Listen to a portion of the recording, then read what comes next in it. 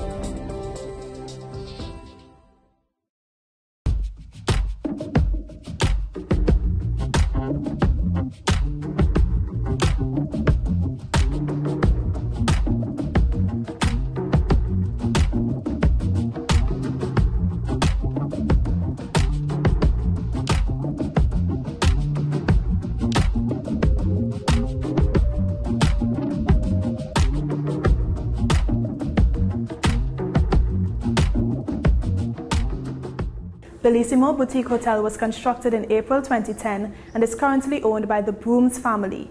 It opened its doors, however, to the public in May 2011 with just 3 employees. In 2013, the property expanded to include a swimming pool. Now, our lead story has details on a new medical service that's available to children at the Scarborough General Hospital. Here are the details from Keyshawn Wilson. Healthcare in Tobago has gone up a notch, thanks to the Tobago Regional Health Authority. The Medical Resonance Imaging or MRI lab is now offering its services to children on the island. This means children with neurological, joint or bone disorders can get detailed three-dimensional images of their internal body structure for further assessment. Parents are given the proper instructions on what to do, having the child not eat the night before, a certain number of hours, not giving them milk, etc. Once that happens, the day of the procedure, the child comes here to the MRI department. The doctors from anesthesia are also here, and they then do their job and put the child to sleep. So once that happens and the child is completely asleep, it makes our job, or my job, much easier. So then we could then move forward with the procedure and see that the child gets the MRI. The MRI is important because it's able to see the body in a very definitive and sophisticated manner, unlike the other scanning options.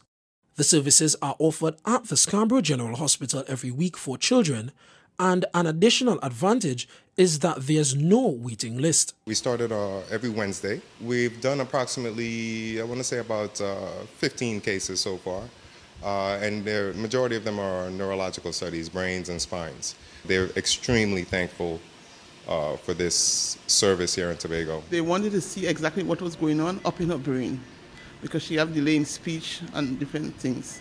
Well, the procedure was very well attended to. The doctor, the nurses, and the assistant, they were very good, very patient with her, and she did it smoothly. This is the only pediatric MRI service offered in the public health system in Trinidad and Tobago. I'm Keyshawn Wilson for Let's Talk Tobago. The construction of this property was inspired by the services and accommodation of a known guest house in Trinidad. Now, as I mentioned, service, one organization is willing to introduce unconventional methods for farmers to conquer the challenges they face in the industry. Here are the details in this report. Have a look. Aquaponics is a farming technique that doesn't use soil. It's a system that combines hydroponics, cultivating plants in water, and aquaculture, the rearing of marine animals such as fish. The plants get their nutrients and oxygen from water that's recycled from the fish container. The waste from the fish acts as fertilizer that feeds the plants. Besides the eco-friendly benefits, it's great for farmers and home gardeners who have limited land space for farming. If you have this land space you can do maybe, let's say, 12,000 plants a month. Normally, a person might be able to do 2,500 plants a month. So that's the relationship, right? Now, it's also a smart way of doing things in that the water you use about 15% of the water you use normally, because with our recycle, the system is recycled. Pak choy, watercress, tomatoes, lettuce, and kale are some of the plants successfully grown using this intensive farming system. It's also a more predictable method, which means there's a higher profit margin. So with this system, we organize, we see what we're doing. It's like a 97% sure that you're getting the plants, and so we can then link with the buyers and sell them. Members of the Tobago Agricultural Society are also encouraging people to get into hydroponics. This is another non-soil method. Fertilizer is added to the water, which passes through the coconut peat or other stabilizing medium and provides nutrients for the plants. The Agricultural Society hopes this technique will encourage more youths to get into agriculture. This hydroponic system we see as very beneficial to farmers in Tobago, crop farmers that is. We know that we have an aging farming population in Tobago, and we see more youth or youth-minded persons being gravitated to this type of system. The systems are currently in the experimental stages. However, members of the Tobago Agricultural Society hope that they will be fruitful and help enhance food security on the island.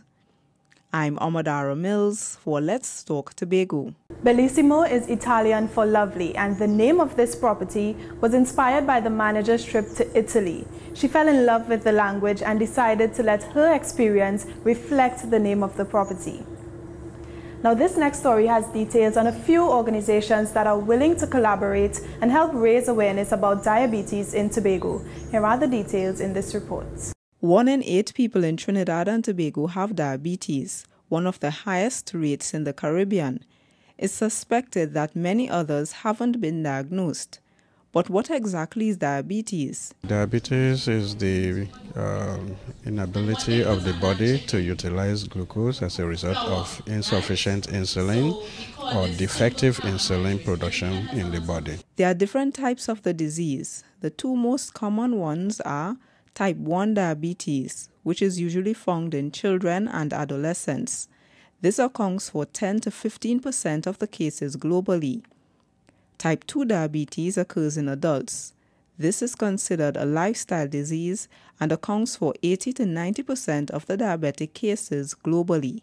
The World Health Organization projects that by 2030, diabetes will become the 7th leading cause of death.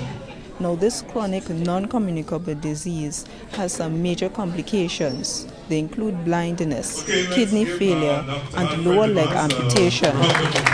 So here are some preventative measures for type 2 diabetes. You need to stay active because sedentary lifestyle and inactivity are also contributing factors to the development of diabetes. So that's why we call it a lifestyle disease. You need to watch what you eat a balanced diet, avoid unhealthy food, and then stay active.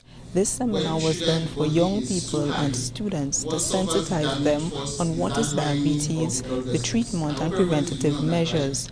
A health fair and walk was also done to commemorate World Diabetes Day, which is celebrated on November 14th. Now, this year's theme was Eyes on Diabetes, which was done to promote the importance of screening and early diagnosis so as to prevent complications. What we are doing is bringing diabetic education to the student population because we know they are the future of the country, and therefore, most of the obesity also resides within the student population.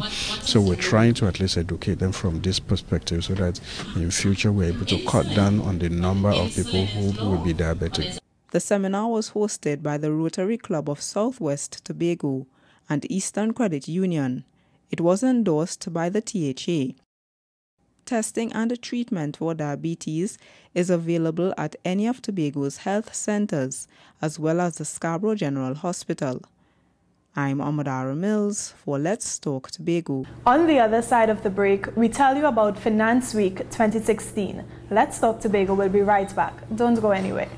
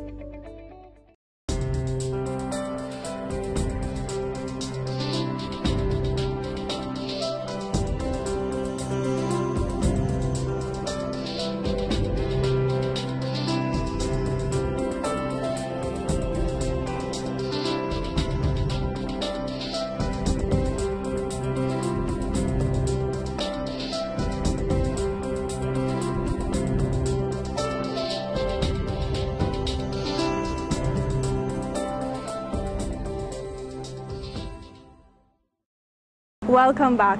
We're exploring Bellissimo Boutique Hotel, and what keeps guests coming back is the location. The location is near to the infamous Sunday School and many of the island's fine dining restaurants. Now, Tobago Day is a celebration of the first assembly and the development of the island, and this year the organizers have added a few surprises to the event. Here are the details in this report. It will be a week-long celebration of the island, its people, history, culture, and its outstanding citizens. Tobago Day 2016 is approaching, and it's being observed with a series of activities to which everyone is invited, beginning with a Tobago Interdivisional Football Tournament on November 26th. So on Monday, we have the Customer Appreciation Week, each division really showing the public what they have to offer, their services, and really the best of what Tobago has to offer. In addition to that, there is a praise and worship function at 5 p.m. at Shaw Park, and that is open to the public. We want everybody to come. For art enthusiasts, the THA will also host an art exhibition throughout the week at Shaw Park Complex. Secondary school students have also been included in the celebrations. There's a cultural explosion for schools and youth organizations on November 29th at Shaw Park starting at 9:30 a.m. And on December 1st, they'll participate in the youth plenary sitting at the Assembly Legislature. The business community was not left out. On December 2nd, there'll be a business expo at the Scarborough Esplanade, followed by a street procession in Scarborough from 4 p.m. There's also a team competition designed to highlight the island's greatest features. Definitely the Tobago Wonders Challenge. I know that persons would have heard about it already. It's $50,000 in prizes to be won, and it's supposed to really emphasize that Tobago has not just beauty, but there is information about the island that people might not generally take notice of. Tobago Day 2016 will climax with the THA Awards on December 4th. The awards, they are in three categories. So there is the Tobago Day Honor Gold Medal, and that is for persons who had outstanding distinguished contributions towards Tobago. There is the Silver Medal, and that will go towards persons who have long-standing service towards Tobago. And there's a Bronze Medal, and that will go towards persons who have a humanitarian effort. The theme for Tobago Day 2016 is Learning from the Past, building for the future. I'm Caroline Wallace for Let's Talk Tobago. Bellissimo reflects a contemporary style and offers packages that include a 5-day, 4-night honeymoon, complimentary transfer to the airport, and breakfast, just to list a few things. Now this. The Division of Finance and Enterprise Development hosted their 5th annual Youth Forum to further develop young entrepreneurs. Here are the details in this report. The Financial Fitness Literacy Workshop series was one of the highlights of Finance Week in Tobago. It's the second installment of the Finance Literacy Unit's program to help Tobagonians learn more about money management and wealth creation. One of the main areas being covered in the 5-week program is debt management. In order to manage debt, any kind of debt initially, we need to understand the nature of debt. Why do people get into debt in the first place? In order for the economy to grow, you have to spend more money every year, and you're not working for more money every year. Where the money coming from? You have to borrow. Mr. Thomas says the key to getting and staying debt-free is to understand what causes debt. He believes it's a matter that starts in the mind. The essence of debt management has to do with understanding your resources and understanding what your prime resource is. And your prime resource is your mind. That's your prime resource. And therefore, if you are going to get out of debt, and not just get out of debt, but stay out of debt, you have to do some internal work. With the ongoing economic challenges facing the nation, it's even more critical for Tobagonians to make wise financial decisions.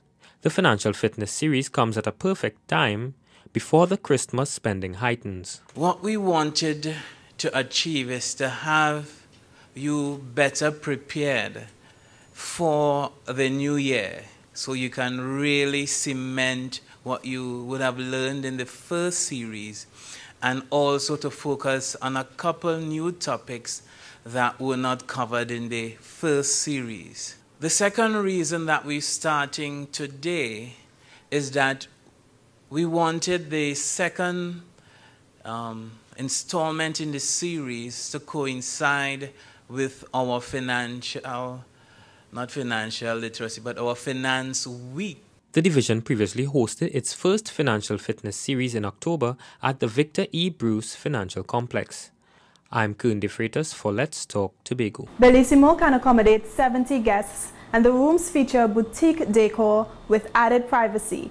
They're located on the northeast wing of the property. The art competition and special Chief Secretary art calendar hosted by the Tobago House of Assembly is in its 5th year. The competition was hosted recently and is currently in the judging phase. Marlon Gottslieben fills us in with this report. The judges had their work cut out for them in the 2016 Secondary Schools Art Competition. They carefully went through the 69 entries submitted by students from several of the island's secondary schools.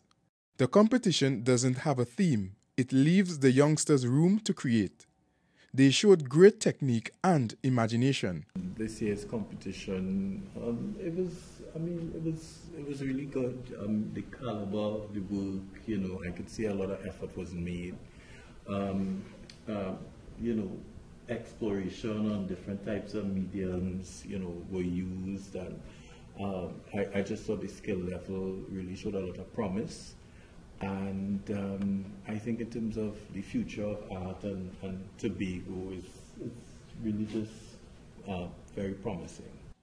Acrylics, 3D, digital media, they explored it all. Some used pencil, pen, even charcoal. Mr. Nicholas hopes this year's competition is a sign of things to come from the island's young artists. I think it's really just about, exploring your passion, practice, commitment, longevity over time. It can only get better. So I would tell the art student, if it's something that you love and you're really passionate about it, then just stick to it. and you'll get where you need to go eventually. The official results will be revealed at a prize-giving ceremony, which is scheduled for December 13th at the Scarborough Library facility. I'm Marlon Gotsleben for Let's Talk Tobago. Coming up, details on the documentary that highlights the history of Trinidad and Tobago. Don't go anywhere. Let's Talk Tobago. We'll be right back.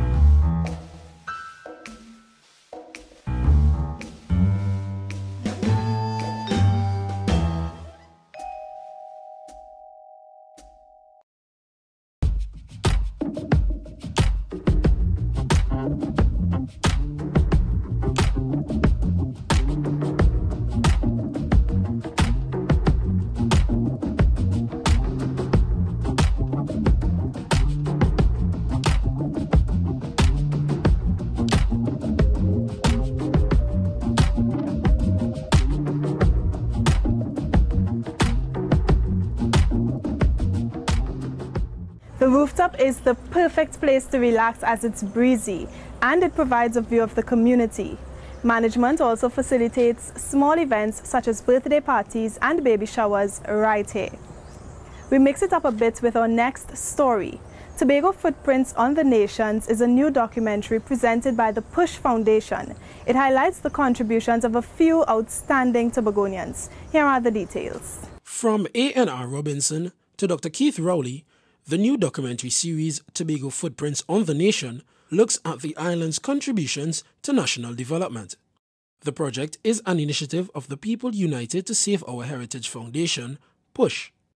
It was recently launched at the Scarborough Library facility. The film essentially recognizes the outstanding endeavors of 24 amazing Tobagonians, are we men and women, who grew up in humble abodes, individuals driven by an indomitable desire to make better this small island called Tobago. And in the process, they did some extraordinary things. Work began on the production in January and was completed in August. In all, it's 3 hours and 25 minutes long. The organizers say it's an avenue to help young students understand the achievements of outstanding Tobagonians. It has been tremendously gratifying to immerse myself in the 1960s and the 1970s, to capture the exploits of distinguished Tobago children. This journey commenced in January this year to research and script the documentary Tobago Footprints on the Nation. The curtain raiser would have been the exploits beginning with Arthur N.R. Robinson and all the way through to the emergence of Dr. Keith Rowley. Mr. Phillips says he faced several challenges in getting footage and photos for the documentary. He's thanking sources such as the National Archives, the Tobago Heritage Library, and the Government Information Services. He's also gotten assistance in a few other areas. We are at this venue at this time because of the support extended by the Division of Education, Youth Affairs and Sport to the heritage preservation venture. And I am particularly encouraged by the interest Secretary Huey Cadet has shown and some of the other aspects of the level of financial and material support I'm sure will be highlighted. In October, Mr. Phillips visited the office of the Chief Secretary to present Chief Secretary over London with a copy of the series. The initiative was supported by the Division of Education, Youth Affairs and Sport. I am Keishore Wilson for Let's Talk Tobago. Now, I don't know about you, but for me, no vacation is complete without a swimming pool. It helps relax the body and calm the mind. Now, I'm here to tell you that hard work reaps its reward.